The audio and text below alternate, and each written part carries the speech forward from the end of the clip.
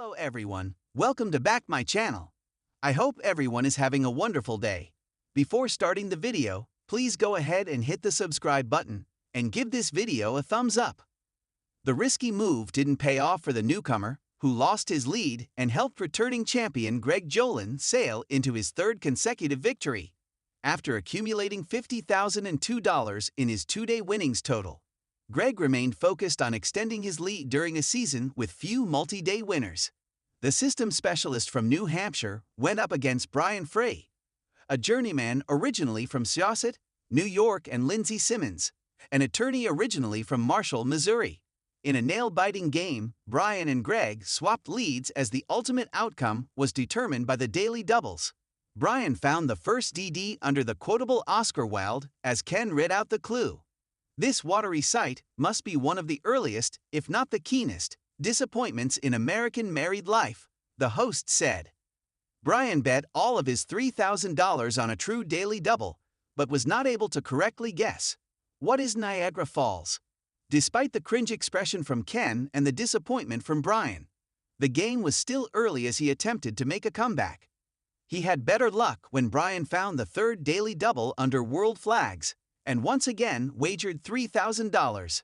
The 4 stars on Tokala's flag represent this constellation and the role of Christianity in the country's culture, Ken read.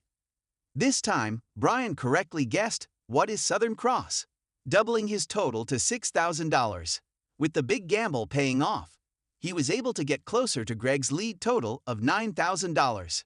Rounding out his trio of findings, Brian was able to also sniff out the third daily double, betting nearly all of his fortune in hopes of surpassing Greg's lead. Under the category Epics, the clue read, no one-trick pony.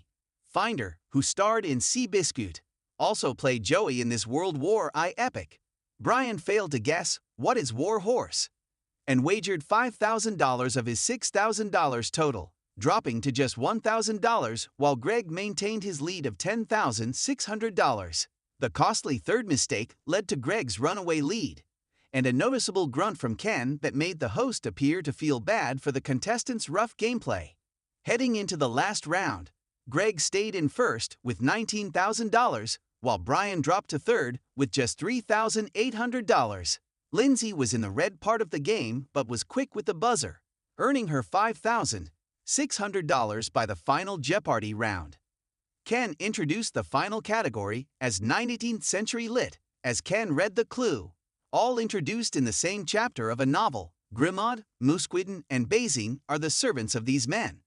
Both Greg and Brian were correct, with the returning champ adding $6,000 to his score for a Game 3 total of $25,000. Greg's 3-day earnings have accumulated to $75,002 as he heads into a crucial Game 4 on Tuesday.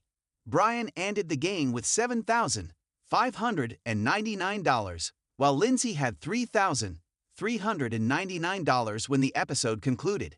Viewers sounded off online after the game and emphasized the importance of the daily doubles, with one writing, the game seemed to go to an interesting fashion, until an incorrect response by Brian in that daily double, which in turn took the wind out of Brian's sails, allowing Greg to cruise to his third victory. It goes to show how important are those daily doubles, as they have the power to change the tone of the game. Will Greg get the all-important win, no 4, and an invitation to the TOC tomorrow? Well, tune in tomorrow to find out. Another said, yikes, those daily doubles got the best of Brian. Still a good game, man. Greg needs to secure just one more win to most likely solidify his spot on Tournament of Champions. However, scoring a 5th win would guarantee his invite, being only the second contestant behind Mark Fitzpatrick to make the cut in Season 41.